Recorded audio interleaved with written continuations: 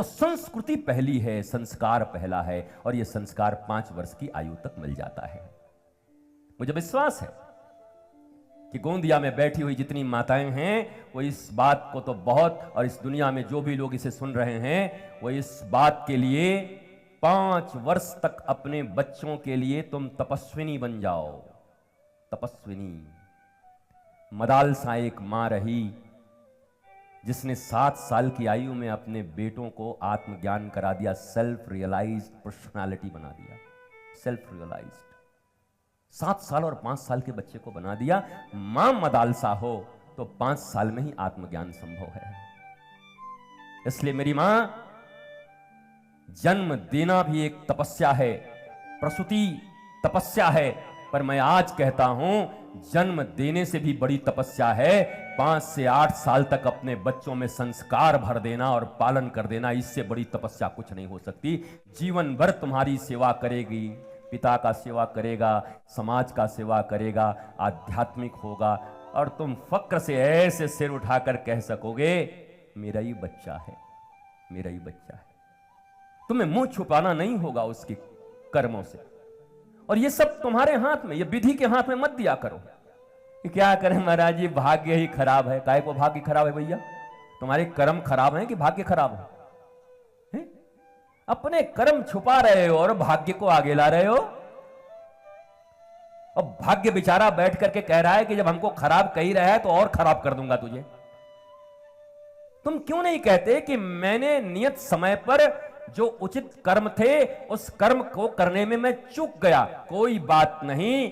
संत तो कहते हैं जब जागो तब सवेरा, उठ जाग मुसाफिर भोर भई, अब रैन कहां जो सोवत है। अब तक सोए तो सोए, पर इस हनुमंत कथा के बाद अब जग जाएंगे और संस्कारों से अपने बच्चों को भर देंगे। भारत में मां भारती के बेटे संस्कारों से भरे होंगे, और ये संस्कार भारत के लिए नहीं, फिर से कह रहा हूं, महाराष्ट्र के लिए नहीं, गोंदिया के लिए नहीं, तुम्हारे इस शिक्षण संस्थान के प्रीमाइसेस के लिए नहीं, बल्कि ये सीधा सीधा तुम्हारे लिए है। तुम्हारे द्वारा दिए गए संस्कार बच्चों को तुम्हारे जीवन में फूल खिला देंगे। तुम माता पिता, श्रवण कुमार के माता पिता के जैसे रहोगे, कंधों पर उठा के घूमेगा तुम्हें। तुम्हारा सीधा सीधा लाभ है, तुम अपना लाभ भी नहीं देखते। देश उसकी बात तो बाद में करेंगे, छोड़ो देश की बात। देश से किसको लेना देना इतना ज्यादा? अपनी जिंदगी झंड है और देश को हम देखें पहले।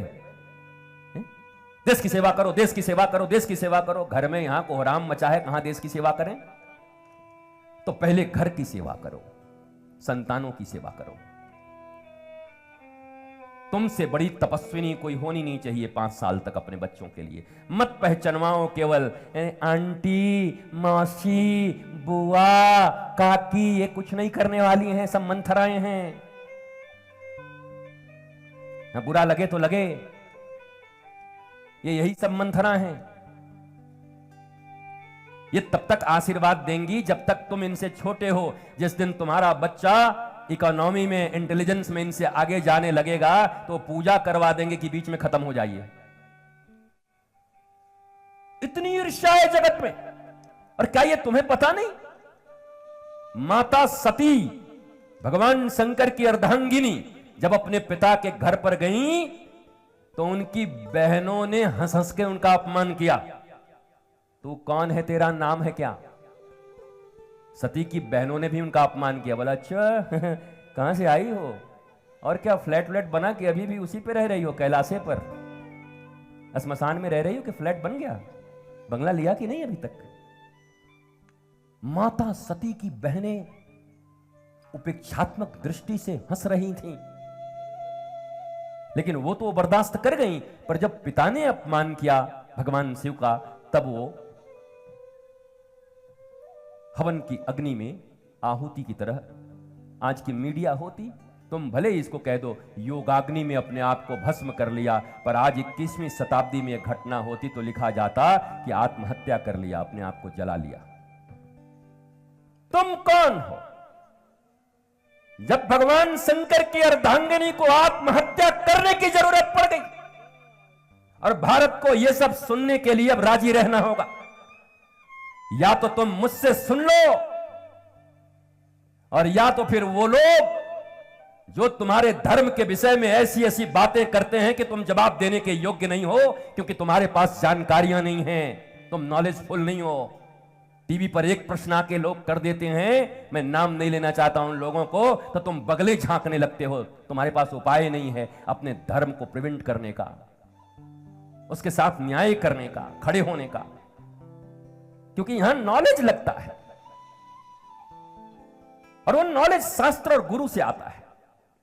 हनुमान चालीसा के लिखने में गोस्वामी तुलसीदास ने भगवान राम को याद नहीं किया, श्री गुरु चरण सरोज रज,